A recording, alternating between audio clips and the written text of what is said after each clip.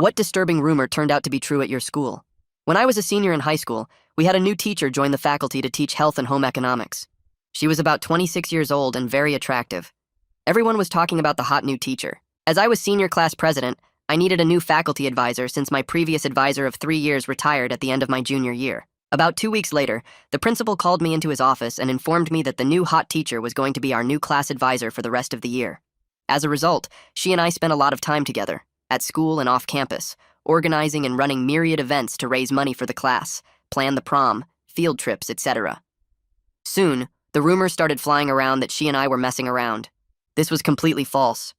I can say she never acted inappropriately towards me or suggested anything to make me think she had plans for any type of physical or intimate activity. Well, at least that's what I kept telling myself. The truth was, there were moments that made me question everything. Like the fundraiser at the country club where we both had too much champagne, and I woke up the next morning with a pounding headache and absolutely no memory of how I got home. Missy Marquez texted me that morning asking if I was okay, mentioning she'd made sure I got back safely. Then there was the prom planning weekend retreat. The school had booked cabins for the planning committee, but due to a mix-up, Miss Marquez and I ended up being the only ones who showed up the first night. She suggested we just work through the agenda ourselves, and we stayed up until 3 a.m. going over decorations and budgets. Nothing happened. But when other students arrived the next morning, I noticed how quickly she distanced herself from me, how formally she suddenly spoke. My best friend Jake swore he saw her car parked outside my house one Saturday when my parents were away at my sister's college visit. I told him he was mistaken, but honestly I'd been so drunk that Friday night after the basketball team's victory party that Saturday was a complete blur. And I did find her earring in my car that Monday. She said she'd lost it weeks ago and was so grateful when I returned it, but her face went pale when I mentioned where I'd found it. I basically spent the entire year denying the rumors from friends, teachers, and parents. I was even interrogated by my wrestling coach the day before the district championship match. He pulled me aside and said, "Son, I don't care what you do in your free time, but if this thing is true, you need to know. She's married to a very connected man. Her husband's family owns half the commercial real estate in this county. If the rumors are true, and this gets out, it won't just ruin her career. You won't get into West Point. You won't get into community college. They'll destroy you both." The weight of his words made my blood run cold. Either way, she and I had a laugh about it at graduation, as she had to face similar questions from other faculty as well as the principal. She confided in me that she had tendered her resignation, but the principal would not accept it and said he believed her and would ensure the rumor was squashed. But when she hugged me goodbye after the ceremony, she whispered something that haunts me to this day. Some things are better left forgotten. Either way, I graduated and left for my plebe year at West Point forgetting about the entire situation. Or trying to. But sometimes, late at night, fragments would come back. Her perfume. A hotel room keycard in my wallet I couldn't explain. A text message I'd apparently deleted but saw in my phone bill. At West Point, the first year is called plebe year rather than freshman year. The first semester of my plebe year was moving along as it should with no unusual events worth mentioning until the final month. Then, in early December, the topic of my high school faculty advisor resurfaced. One night when I was studying, there was a knock on my door, and the company tactical officer, a regular Army captain, walked in and told me to report to his office immediately as there was a phone call for me from the Dover Police Department. Now, I immediately assumed it was my brother playing some kind of twisted joke on me since he was a captain in the very same police department waiting for me on the phone. Since my TAC was standing right behind me, I answered the phone as we were taught, Cadet Kerwick speaking. "How may I help you, sir/ma'am?" I immediately recognized the voice on the other end. It was not my brother, but a close friend I had grown up with and known for over 15 years. His voice stayed steady and professional as he explained they needed my cooperation about some events from my senior year. My stomach dropped hard. The tactical officer stood right behind me taking notes on a clipboard. My friend asked me to verify my whereabouts on specific dates, starting with the country club fundraiser last March. Then he mentioned the cabin retreat weekend, and that Saturday Jake claimed he saw her car at my house. I told him I'd need to check my records to be sure about exact times. My mind raced through every possible reason they'd be calling about this now. The tactical officer's pen scratched across his notepad with every word I said. My friend kept his tone neutral, but I could hear something underneath, like he was reading from a script. He asked about any documentation I might have from those events. I mentioned keeping receipts and schedules somewhere, but couldn't remember exactly where. The call lasted maybe 10 minutes, but felt like hours. After I hung up, the tactical officer closed his notebook and looked at me. He informed me this was now an official matter requiring full documentation of any contact with Dover authorities. He pulled out a stack of forms from his desk drawer. The forms asked for detailed accounts of every interaction, phone call, and correspondence. He explained that any criminal investigation could trigger an honor code review at the academy. My whole future at West Point suddenly felt like it was hanging by a thread. He gave me 24 hours to complete the initial paperwork. Back in my room, I immediately pulled out my phone to call my brother. He picked up on the third ring, but his voice sounded different, strained. He told me to be very careful what I said to anyone about anything. His warning tone made it clear he knew more than he was letting on. He said we'd talk when I came home for winter break, but not over the phone. After we hung up, I sat at my desk staring at the forms. I opened my laptop and logged into my phone carrier's website to check old records. The search function let me pull up calls from last spring. There they were, multiple calls to Miss Marquez's number late at night. Calls I had no memory of making. The timestamps matched up with nights I'd been drinking. One call lasted 43 minutes at 2 in the morning after the victory party. My hands shook as I took screenshots of everything. I saved them in a folder labeled Evidence, then immediately renamed it something less obvious. That's when I remembered the hotel keycard I'd found in my wallet months ago. I pulled it out from where I'd stuck it behind my military ID, the Marriott downtown, room 412, with an expiration date 2 weeks from now. Everything suddenly made more sense, but in the worst possible way. I remembered waking up in my own bed that Saturday morning with no idea how I got there. The keycard must have been from that night. I opened my email and typed a message to the hotel's customer service address. I asked about their lost property policy for items from last March, trying to sound casual about it. The automated response came back within minutes saying they couldn't discuss any guest information without a subpoena. Dead end, but at least I'd tried. The tactical officer knocked on my door around midnight to collect the forms. He said I had 1 hour to finish them. I spent that hour writing out every interaction I could remember with Miss Marquez. The more I wrote, the more gaps I found in my memory. There were whole chunks of time I couldn't account for. The document felt more like a list of questions than answers. Events I knew happened but couldn't remember clearly. Conversations that felt important but came back only in fragments. By the time I handed it over, I'd filled 12 pages with what basically amounted to, I don't remember. The next morning, my Dover PD friend texted me from his personal phone, not his work one. He warned that Missy Marquez's husband's family was pushing hard for answers about the rumors. He said I should document absolutely everything and trust no one, not even people I thought were on my side. The fact that he was reaching out unofficially made everything feel more dangerous. I spent the rest of the day going through every app on my phone looking for evidence. That's when I checked my rideshare history from last year. There it was, a trip to the downtown Marriott on the night after the victory party. The pickup location was my house at 1:47 a.m. The drop-off was at the hotel at 2:03 a.m. Another trip showed a return to my house at 5:23 a.m. the same morning. My blood ran cold seeing the actual proof right there on my screen.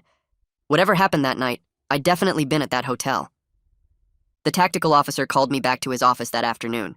He had more forms and said the academy was now conducting its own preliminary review. He explained that even if Dover PD found nothing criminal, the academy could still take action if they found conduct violations. My scholarship, my commission, everything I'd worked for could disappear. He ordered me to create a detailed timeline of every single interaction with Miss Marquez from the entire school year. He wanted dates, times, locations, and anyone else who was present. The stack of blank forms he handed me was 2 inches thick. I started filling out the forms right there in his office, my hand cramping after the first hour of writing down every single meeting, every fundraiser, every time Ms. Marquez and I were in the same room. The tactical officer left me alone to work, but I could hear him on the phone in the next room, his voice low and serious as he talked to someone about my situation. After 3 hours, I had 20 pages of memories, some clear, some fuzzy, and way too many blank spots where alcohol had erased whole chunks of time. He came back in and read through everything while I sat there sweating, then pointed to several sections and told me to remove anything that sounded like I was making excuses or defending myself. I rewrote those parts 5 times before he was satisfied, each version more clinical and emotionless than the last. The next morning, a woman in a dark suit showed up at my barracks, introduced herself as Captain Reynolds from the JAG office, and explained she'd been assigned as my legal advisor. She sat across from me in the common room and went through a thick folder of paperwork, explaining that if Dover PD decided to pursue charges, West Point would conduct its own investigation, regardless of the outcome. Her face stayed professional, but I could see the concern in her eyes when she mentioned that cadets had been expelled for far less serious allegations. She handed me a card with her direct number and told me to call immediately if anyone from Dover contacted me again, then spent another hour drilling me on my rights and what I could and couldn't say to investigators. 2 days later, I was in the library when my phone buzzed with an email from Dover PD, the sender's address official, and intimidating. The message was formal, full of legal language about requesting my voluntary cooperation for an interview during winter break, with a case number at the top that made everything suddenly real. My hands shook as I forwarded it to Captain Reynolds, who called me within 10 minutes and told me not to respond, that she'd handle all communication from now on. She said voluntary meant optional, and we'd be declining for now, but the way she said it made it clear this was just the beginning. I spent that night searching through old group texts, trying to find the country club bartender's number, finally getting it from a friend who still worked there. When I called him the next morning, he remembered me right away, laughed about how wasted I'd been at the fundraiser. He said Missy Marquez had practically carried me out, insisted on taking my keys when I tried to argue I was fine to drive. His memory was crystal clear about her helping me into her car while I could barely stand, details I couldn't remember at all. I thanked him and hung up, my stomach churning as I added this information to my growing file of evidence. 3 days later, my mom forwarded me an email she'd gotten from the school district, the subject line vague, but the content making it clear they were conducting an external review of certain incidents from the previous school year. The letter used careful language, never mentioning names, but talked about ensuring proper boundaries between staff and students. My mom's message just said she was worried and wanted to know if I was okay, but I could read the fear between the lines. I called her back and tried to sound calm, told her it was just routine stuff, nothing to worry about, but we both knew I was lying. That same afternoon, my brother called from his personal phone, not his work one, and his voice had an edge I'd never heard before. He told me there were different groups in the department pushing different agendas, some wanting to bury this whole thing, others wanting to make an example of someone. He wouldn't say which side was winning, but warned me I was caught in the middle of something bigger than just rumors about a teacher and student. The next call from my Dover PD friend came at midnight, waking me from a dead sleep. He said someone had sent an anonymous tip to the department, including a photo of Miss Marquez's earring in my car that must have been taken with a phone. He asked if I knew who might have been watching us that closely, who would have had access to my car to take that picture.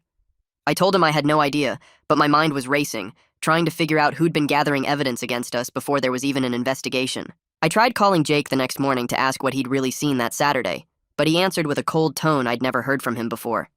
He said he'd already told the police everything he knew and didn't want to be involved anymore, that this whole thing was messing with his life too.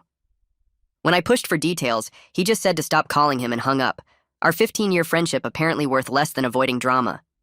That night I couldn't sleep. Just kept replaying Missy Marquez's graduation whisper over and over in my head. Those words about things being better left forgotten didn't sound like friendly advice anymore. They sounded like she knew something might surface later, like she was warning me about memories that might come back. The more I thought about it, the more sinister it seemed, especially combined with all those blank spots in my memory from nights I'd been drinking. Friday morning brought a FedEx delivery that required my signature, a thick envelope from a law firm in Dover with the most expensive letterhead I'd ever seen. Inside was a cease and desist letter from Ms. Marquez's husband's attorney, 3 pages of legal threats about what would happen if I made any defamatory statements about his client's wife. The language was aggressive, talking about lawsuits and damages, making it clear they had resources to destroy me if I said the wrong thing. I immediately forwarded it to Captain Reynolds, who called me back within minutes and said this was them flexing their power, trying to scare me into silence before anything even happened. She said to save everything and not respond, that this was actually good for us because it showed they were worried about what I might say. The legal advisor called me Saturday morning telling me I had a weekend pass approved for family emergency reasons, which was code for dealing with this mess back home. I drove 6 hours straight to Dover and met my friend at a diner way outside town where nobody would recognize us, one of those truck stops off the interstate where the coffee tastes like motor oil, but people mind their own business. He slid into the booth across from me looking tired, bags under his eyes, and pushed a manila folder across the table without saying hello. Inside were phone records from the school's main office, showing calls to my personal cell at 12:47 a.m., 1:15 a.m., and 2:33 a.m. on 3 different nights, all from Ms. Marquez's classroom extension, and I stared at the numbers not remembering a single one of those conversations. My friend explained that the school board was split right down the middle, with half wanting to bury this whole thing to protect the district's reputation, and the other half wanting someone's head on a spike to show they take student safety seriously. He pulled out another sheet showing more calls, this time from her personal cell to mine, always after midnight, always on nights when I'd been drinking at parties and the pattern made my stomach turn because it wasn't random at all. The worst part was learning Miss Marquez had taken an immediate leave of absence 2 days after the investigation started and wasn't returning anybody's calls. Not the principal, not the school board, not even her own lawyer, according to what my friend heard through the department gossip. Her silence was making everything worse because when people don't have facts, they fill in the blanks with their worst assumptions, and in a small town like Dover, assumptions spread faster than truth ever could. I drove back to West Point that night, and Monday morning the legal advisor sat me down in her office and told me straight up that I needed to decline any voluntary interview requests and stick to written statements only because with my memory gaps, anything I said could be twisted into something it wasn't. She handed me a template for an official statement and told me to acknowledge only the facts I could verify, which were the meetings, the school events, and my drinking, but to emphasize I had no clear memories of any inappropriate physical contact. I spent 3 days writing and rewriting that statement, each version feeling more cowardly than the last. But the truth was, I genuinely didn't know what happened during those blackout nights, and saying anything else would be lying. Thursday, I tried the hotel again, this time calling the night shift and getting a manager who sounded younger. and more willing to help, and she confirmed there was definitely a charge on my credit card for that weekend in May, but company policy prevented her from giving any details without a court order. At least now I knew something happened at that hotel, even if I'd never know exactly what, and that small piece of evidence felt both validating and terrifying because it proved the gaps in my memory were hiding real events. The tactical officer called me to his office Friday afternoon and closed the door behind me, his face serious as he explained that if this became public knowledge, I could face a conduct board even without criminal charges because the academy's reputation mattered more than any individual cadet's future. My whole military career was hanging by threads that other people controlled, and one wrong move, one leaked document, one angry parent talking to the press could destroy everything I'd worked for since I was 14 years old. 3 weeks passed with nothing but silence and paperwork until a FedEx truck pulled up to the barracks. And the driver had me sign for an envelope with the district court's return address, my hands shaking as I opened it to find a subpoena ordering me to give a deposition for the external investigation. This wasn't optional anymore, the official seal in legal language making it clear that refusing would mean contempt charges, and suddenly this felt more real than any of the phone calls or meetings had. The legal advisor spent the next 2 weeks running me through practice questions, teaching me to answer only exactly what was asked without elaborating, without speculating, without trying to fill silences with nervous explanations that could be misinterpreted. We practiced until I sounded like a robot, every answer stripped down to the bare minimum of facts, yes or no when possible. I don't recall when I genuinely didn't remember and never ever guessing about things I wasn't certain about. The deposition happened in a conference room at a law firm in Dover. 5 lawyers around a polished table with a court reporter typing every word, and halfway through they pulled out a manila envelope and slid a photograph across to me. The image was grainy security camera footage from the hotel entrance showing 2 figures that could have been anybody, the timestamp reading 2:17 a.m. on that Saturday in May. And when they asked if I could identify the people in the photo, I looked at it hard, but honestly couldn't confirm it was us. The shapes were too blurry, the angle was bad, and even though the height difference looked about right and one figure might have had long dark hair like Missy Marquez, I told them I couldn't make a positive identification because I genuinely couldn't, and I saw frustration flash across their faces when I wouldn't give them the answer they wanted. The next hour dragged on as they pressed harder about specific nights, asking if I remembered kissing her, touching her, being alone in her car after midnight. Each question got more detailed, and I kept giving the same answer that I couldn't remember anything from those blackout nights, watching their jaws tighten with frustration. They slid more photos across the table, receipts from the hotel bar showing 2 drinks charged to my room, asking if I bought alcohol for her. I stared at the paper evidence of things I couldn't recall, my lawyer's hand on my arm reminding me to stick to facts. The court reporter typed every word while the lead attorney leaned forward and asked if I understood that not remembering wasn't the same as it not happening.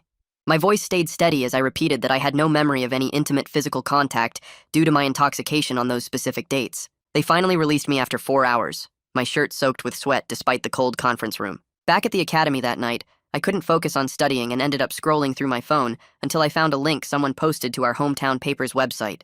The op-ed piece talked about protecting students from predatory teachers who abuse their positions of trust, never naming names but describing a situation with a young female teacher and senior male student. The author wrote about how these predators groom their victims with special attention and private meetings, making me sick to read how they twisted everything. Comments underneath called for investigations and firings, people who didn't know anything about what really happened, but had already decided who was guilty. My phone buzzed with a text from my brother using his personal number, telling me a private investigator had been asking around the precinct about me and my high school activities. He warned me to assume I was watched and to avoid any questionable behavior, because these guys dig up everything. That night I lay awake until 3 in the morning, jumping at every sound in the hallway, wondering if someone was documenting my every move. 2 weeks passed before my friend from Dover PD called with an update, his voice tired as he explained the criminal investigation was closing due to insufficient evidence to prosecute. He said the civil and employment investigations would continue, but at least I wouldn't face criminal charges, though his tone made it clear this wasn't really a victory. I hung up feeling hollow because nothing was actually resolved, just shifted to different categories of trouble. That weekend, I sat at my desk and started writing a letter to Missy Marquez, trying to make sense of those blank spaces in my memory. The words poured out, asking her what really happened those nights, why she whispered that goodbye at graduation, what she meant about things being better forgotten. I wrote 3 pages before realizing I'd never send it, but the act of writing helped me sort through my confusion and anger about the whole situation. I folded the letter and stuck it in my desk drawer, accepting that some questions don't have answers, or maybe the answers would be worse than not knowing. Monday morning, the tactical officer called me to his office and showed me a form, explaining the academy was adding a note to my permanent file about the law enforcement contact. He said it wasn't disciplinary action, but would be part of my record, then added that it shouldn't affect my career as long as I kept my nose clean from now on. That if hung in the air between us, making it clear how conditional my future had become. 3 days later, an email went out to the entire school district back home, announcing Ms. Marquez's resignation effective immediately for personal reasons. No details, no explanation, just a brief statement thanking her for her service and wishing her well in future endeavors. It felt like a cover-up, but also like the only way this could end, with her disappearing and everyone pretending nothing happened. I picked up my phone and called Jake, needing to set boundaries about the gossip I knew he'd been spreading since this whole thing started. He answered on the third ring, and I told him straight out that he needed to stop talking about me and Ms. Marquez to anyone who would listen. The conversation got tense when he tried to defend himself, saying he was just answering questions, but I made it clear our friendship depended on his silence. He finally agreed to stop, but we both knew things would never be the same between us. That kind of trust doesn't come back once it's broken. A week later, my PD friend showed up at the academy during visiting hours with an envelope, explaining Ms. Marquez's attorney had returned my letter unopened with a message that she declined any contact. The rejection stung, even though I never planned to send it, her choice to maintain complete silence feeling like another door closing. He handed me the sealed envelope, and I could feel the weight of my own words being given back to me. That night, I gathered every document, screenshot, email, and statement related to the investigation and organized them into a single folder.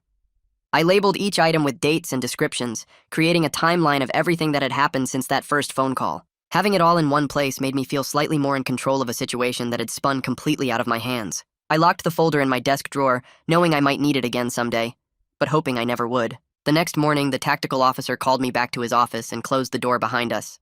He sat on the edge of his desk instead of behind it, which felt weird and informal for him. He told me something similar happened to him as a young lieutenant when false accusations nearly ended his career before it started. The rumors followed him for years until he proved himself through consistent excellence and letting his record speak louder than the gossip. He said the key was focusing on what I could control, my grades, my training, my conduct, and letting time do the rest. His story helped more than all the official warnings because it showed someone could survive this kind of mess and still build a career. I left his office feeling less alone and threw myself into finals prep that same afternoon. The library became my second home as I studied, until my eyes burned and my hand cramped from taking notes. Physical training became my therapy, where I pushed myself harder than ever during morning runs and afternoon workouts. The burn in my muscles felt better than the thoughts spinning in my head about what might have happened those nights I couldn't remember. When the duty roster for winter break came out, I saw my name listed for campus security shifts, while most of my classmates got to go home. The assignment officer said it was random selection, but we both knew better. I signed the roster without complaint and started planning how to fill the empty days between shifts. My brother called to say he'd drive up during break since he had some time off from the police department. 2 days before Christmas, he showed up at the gate, and we went to a diner off campus where nobody from the academy would see us. The conversation stayed surface level at first, talking about football and his new apartment, until he finally brought up the investigation. He said our parents didn't know the details and he wanted to keep it that way for their sake. We agreed to treat it like a closed chapter, something that happened but didn't need to define either of us going forward. He paid the check, and we hugged goodbye in the parking lot, both knowing our relationship had changed, but accepting what it had become. 3 days later, an envelope arrived with no return address, just my name typed on the front. Inside was a copy of a hotel receipt from that downtown Marriott dated the Saturday Jake saw the car at my house. The charge matched my credit card statement down to the penny, room 412 for one night plus incidentals. The manager had attached a note saying she couldn't provide more details, but thought I deserved to know the charge was legitimate. My hands shook holding the paper because it proved something happened, even if I'd never know exactly what. I made copies and took the original to my legal advisor, who reviewed it carefully before sliding it back across her desk. She said this didn't change anything legally since the investigation was already closed without charges. Having proof of the hotel stay without memory of what happened, there might be worse than not knowing at all. We filed the receipt with the other documents and agreed no further action was needed on anyone's part. That night, I sat at my desk with my journal and wrote 3 pages about learning to live with questions that don't have answers. The not knowing would always bother me, but I couldn't let it control my decisions or poison my future. Some people get closure and some people get uncertainty as their companion. I accepted that my story would have blank pages that would never be filled no matter how hard I tried to remember. My phone buzzed with a text from my police friend using his personal number, not his official one. He said Missy Marquez and her husband had moved to Arizona, according to the forwarding address at the post office. He strongly advised against any attempt at contact for my sake and hers, emphasizing that some doors need to stay closed. The finality in his message made it clear this chapter was ending whether I felt ready or not. I deleted the text and went for a long run around the empty campus, pushing myself until my lungs burned and my legs felt like rubber. The rhythm of my feet hitting the pavement helped more than any amount of thinking or talking ever could. Some problems can't be solved by analysis or discussion. They just need to be felt and released through physical exhaustion. Back in my room, I pulled out the hotel key card that had been in my wallet for months and stared at it for a long time. The magnetic strip was worn from rubbing against other cards, but the room number was still visible in faded ink. I walked to the bathroom and held it over the trash can for a full minute before finally letting it drop into the garbage. The file of documents went into a small lockbox I bought at the campus store, something fireproof and secure that could hold these pieces of my past. I spun the combination lock and put the box in the bottom of my footlocker under my winter uniforms. Choosing what to keep as evidence and what to throw away as meaningless felt like taking control of my own story. The investigation might be over, but I was keeping the receipts, literally and figuratively, in case I ever needed to defend myself again. Finals week arrived, and I attacked each exam with the focus of someone who had nothing left to lose and everything to prove. My grades would be my answer to anyone who doubted my character or commitment to the academy. The structure of military life, wake up, train, study, sleep, repeat, became the framework that kept me from falling apart. Every formation, every inspection, every regulation followed perfectly was a small victory against the chaos that had invaded my life. The other cadets in my company noticed my intensity, but didn't ask questions, respecting the unspoken rule that everyone carried their own burden. Winter break ended, and spring semester started with the usual grind of classes and training. The company commander pulled me aside after morning formation and asked if I wanted to be squad leader for the new plebes coming in. It wasn't a big deal, just helping organize their gear and teaching them basic stuff, but it meant someone still trusted me with responsibility. I took the job and threw myself into it, spending extra hours making sure my squad's rooms were perfect for inspection. That same week, I made myself a promise while staring at the bottle of whiskey my roommate kept in his footlocker. I poured it down the sink and told him I was done drinking anything stronger than beer, and even that only at official functions with lots of people around. Setting those rules felt like taking back control after months of wondering what I'd done during those blackout nights. The file of documents from the investigation sat in my desk drawer, making me nervous every time I opened it for a pen. I bought a small fireproof lockbox from the campus store and put everything inside, all the statements and receipts and that hotel receipt that proved something happened, even if I'd never know what. I spun the combination lock 3 times and shoved the box under my dress uniforms at the bottom of my footlocker. My grades started climbing as I spent every free hour in the library or at my desk, memorizing military history dates and working calculus problems until my eyes burned. The academic dean's list posted in March had my name on it for the first time since arriving at West Point. A plebe from another company found me after dinner one night and asked if we could talk privately. He said rumors were spreading about him and a female instructor at prep school, and someone told him I'd dealt with something similar. I walked him to an empty classroom and told him to write down everything, keep copies of every text and email, and never meet with anyone alone about it. I showed him how to request a legal advisor and warned him that even innocent situations could destroy his career if he wasn't careful. The kid looked scared, but grateful as he took notes on everything I said. My tactical officer called me in for my semester evaluation in April, and we both acted like December never happened. He marked me as exceeding standards in leadership and military bearing, noting my work with the new squad as particularly strong. We shook hands and he said I was on track for a good summer assignment if I kept it up. My phone had been quiet from high school friends for months, but a few started texting again as graduation season approached. 2 guys from the wrestling team reached out about meeting up over summer, and my lab partner from chemistry class invited me to her wedding. Jake's name never appeared in any of the group messages, and nobody mentioned him when they talked about who was coming home from college. My brother called on a Sunday afternoon while I was shining my boots for Monday inspection. We talked about baseball and his new girlfriend and our mom's garden, never mentioning the investigation or Dover PD or anything from December. He said he'd be at our cousin's graduation in June and asked if I could make it, keeping everything normal and safe between us. The summer training assignments posted in early May, and I'd signed up for airborne school at Fort Benning, followed by a leadership course in Colorado. 6 weeks away from the Northeast, away from Dover and everyone who knew about the investigation. My tactical officer approved it immediately, probably happy to have me somewhere else for a while too. My phone buzzed one night with a text from my police friend, not about the case but about the Phillies losing another game in extra innings. We went back and forth about the bullpen and the new rookie they'd brought up, just 2 guys talking baseball like December never happened. He sent me a funny video of his dog failing at catching a frisbee, and I sent back a picture of my squad doing push-ups in the rain. Normal stuff between friends who'd moved past something neither of us wanted to discuss anymore. The list for Ranger School posted 2 weeks later, and my name was on it, one of only 3 plebes selected for the summer session.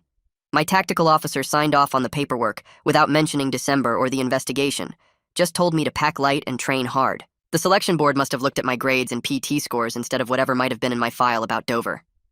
My parents drove up for the May Parents Weekend, and we walked around campus looking at monuments and talking about my classes and summer plans. Mom took pictures of me in dress gray while Dad asked about my squad leader duties, and neither of them brought up the investigation or anything from home. We ate dinner at the hotel restaurant, and they told me about my sister's new job and the neighbor's divorce, and normal stuff that had nothing to do with police or lawyers. The new plebe class started arriving in June, and I got assigned as a squad leader for Beast Barracks, teaching scared kids how to shine shoes and make beds with hospital corners. One kid from Texas couldn't figure out how to fold his underwear right, and I spent an hour showing him the exact measurements, remembering how lost I'd felt last year. I told them during a late-night session that bad stuff would happen during their time here, investigations or honor boards or whatever, but if they kept their heads down and did the work, they'd survive. A guy from my company pulled me aside after formation one day and said he'd heard some stuff about me from his cousin who went to my high school. He looked me in the eye and told me he didn't care about rumors, only about what he'd seen me do here, which was work harder than anyone else. The final grades posted, and I'd made Dean's List both semesters with a 3.4 GPA and no demerits on my record. 4 years ago, I would have thought a 3.4 was failing, but now it felt like proof I could focus through anything.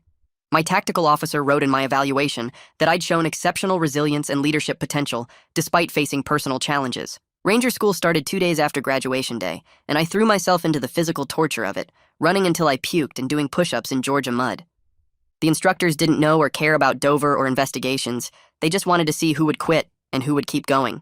I finished in the top third of my class and got my tab, something that would follow me through my whole career no matter what else was in my file. Mountain Warfare School in Colorado came next, and I spent 3 weeks learning to rappel down cliffs and navigate in whiteout conditions. My evaluation from the course director called me focused and determined with natural leadership abilities. The orders for my sophomore year assignment came through in August, sending me to a new company with a different tactical officer who'd never heard of me. The Army was big enough that I could start fresh every few years, building a new reputation based on current performance instead of old rumors. I packed up my room and found that lockbox at the bottom of my footlocker with all the papers and receipts from the investigation. The combination still worked and everything was still there, the hotel receipt and phone records and legal documents that proved something happened, even if I'd never fully understand what. I thought about throwing it all away, but decided to leave it in a storage unit I rented off base, paying for a full year in advance. The lessons from that mess would stay with me, but the physical evidence could stay locked away where it belonged. I'd learned how to document everything, how to protect myself legally, how to recognize when powerful people were moving against me. Those skills would serve me better than any textbook knowledge about military history or calculus. The new company didn't ask about my past, and I didn't volunteer anything, just showed up ready to work and prove myself again. My new roommate was a kid from Iowa who'd never been east of Chicago and wanted to hear about Ranger School, not about whatever happened in high school. We stayed up late talking about infantry tactics and career paths and which professors to avoid, normal cadet stuff that had nothing to do with investigations or lawyers. I signed up for extra duties and volunteer positions, building a record that would speak louder than any rumors that might follow me. The boxing team needed an assistant captain and I took it, spending afternoons teaching plebes how to keep their guard up and take a punch.